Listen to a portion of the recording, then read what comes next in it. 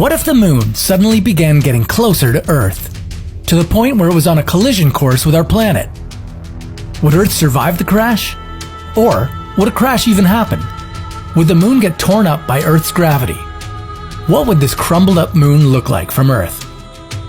This is What If, and here's what would happen if the moon fell to Earth. The moon is Earth's only natural satellite, and the largest object to brighten our night sky. It's the first and only place beyond Earth where humans have set foot.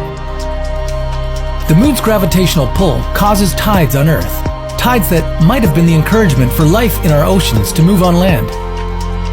This pull also keeps Earth from wobbling on its axis, making our climate relatively stable. In short, the moon makes Earth a more livable place. So, what if it suddenly sped up and started driving in Earth's direction? The moon's plan to destroy Earth by bumping into it would break into pieces the moment it reaches the Roche limit. The moon itself would shatter, never making it to Earth's surface. And that's going to look very impressive. But wait, what is this Roche limit? In celestial mechanics, it's the point at which the gravity holding a satellite together is weaker than the tidal forces trying to pull it apart.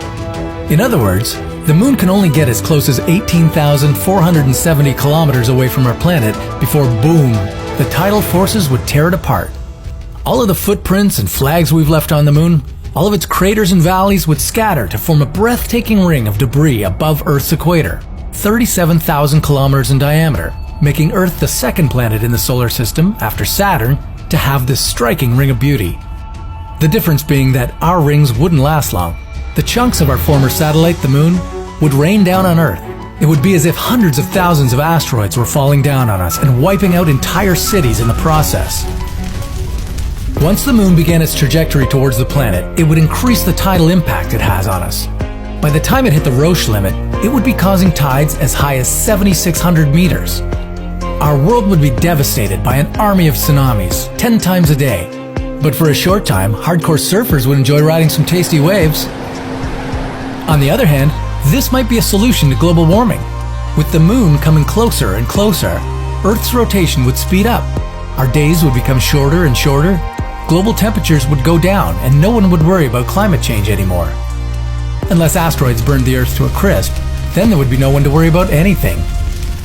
I really wouldn't worry about it anyway. In fact, the moon is drifting away from us at a rate of 4 centimeters per year. So it's unlikely we'll get to see those pretty Saturn-like rings here on Earth.